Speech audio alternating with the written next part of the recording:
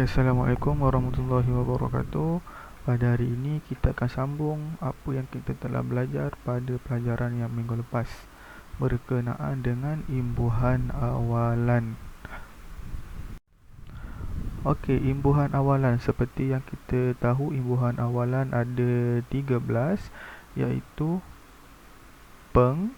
Sekejap kita ambil ni. Okey, iaitu peng, meng, se, ke, di, men, mem, me, ter, ber, pe, pen dan pem. Minggu lepas juga kita dah belajar macam mana cara untuk menggabungkan, cara untuk mencantumkan imbuhan dengan kata dasar. Cara dia senang saja, salin je semula segala huruf yang kita nampak. Okey, ada beberapa situasi yang mana untuk menyambungkan imbuhan dan kata dasar ini dia memerlukan formula yang berlainan daripada apa yang kita belajar minggu lepas. Jom kita tengok. Situasi yang pertama ialah yang mana imbuhan se, ke dan di berjumpa kata dasar yang bermula dengan huruf alif.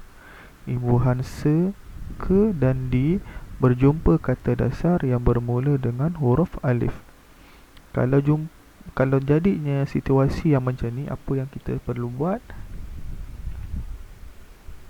Iaitu tambahkan huruf hamzah di atas huruf alif. Kita kena tambahkan huruf hamzah di atas huruf alif. Contoh. Okey, contoh yang pertama. Imbuhan se kita nak tambah dengan perkataan ataupun kata dasar orang. Se kita nak tambahkan dengan kata dasar orang. Kata dasar orang ini bermula dengan huruf alif.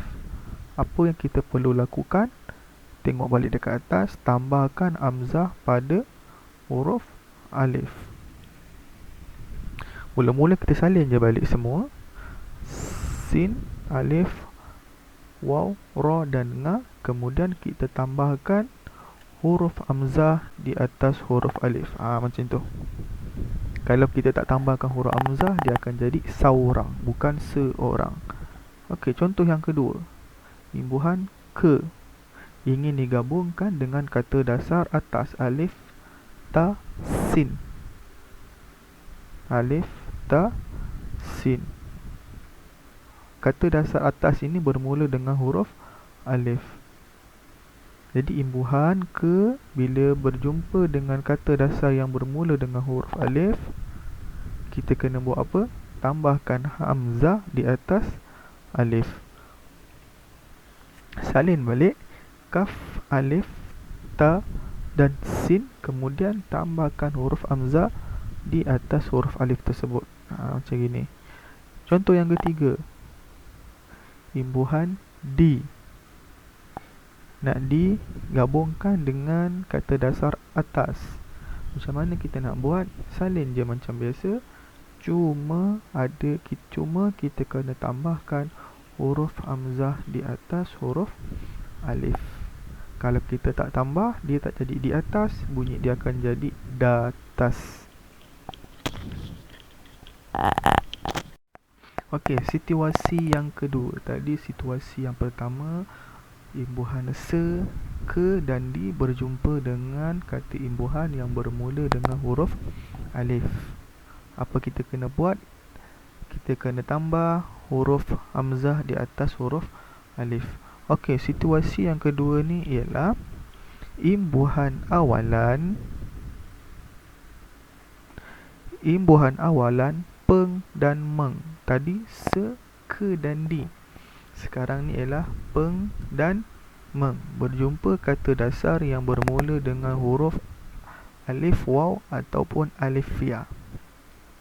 Kata dasar tersebut bermula dengan huruf alif, waw ataupun alif ya. Bila terjadi situasi yang kedua ini, apa yang perlu kita lakukan? Kita kena buang huruf alif pada kata dasar tersebut. Kita kena buang huruf alif pada kata dasar tersebut. Okey. Kita lihat contoh. Contoh yang pertama, imbuhan meng. Imbuhan meng kita nak gabungkan dengan kata dasar isi. Kata dasar isi ini bermula dengan huruf alif dan ya. Alif dan ya. Macam mana kita nak gabungkan? Kalau kita baca balik dekat atas, buang huruf alif pada kata dasar. Huruf alif pada kata dasar ini kita buang. Bila dah buang, kita salin saja macam biasa. Jadi macam gini. Mim, nge, ya, sin, ya. Dalam ni alif tak ada. Huruf alif sudah dibuang. Contoh yang kedua, imbuhan meng nak digabungkan dengan perkataan urus. Perkataan urus ini bermula dengan huruf alif waw. Yang ini alif waw. Alif waw. Okey, macam mana kita nak gabungkan? Baca balik dia punya formula. Buang huruf alif pada kata dasar. Huruf alif ni pada kata dasar ni kita buangkan dia dan kita sambung saja macam biasa. Mim, nga, waw, ra, waw, sin. Huruf alif tak ada. Sama juga dengan contoh yang ketiga dan contoh yang keempat. Tak ada huruf alif dalam. Bila kita nak gabungkan dengan kata dasar yang bila kita nak gabungkan imbuhan peng dengan kata dasar yang bermula dengan huruf alif ya dan ataupun alif waw, huruf alif itu kita buang. Okey.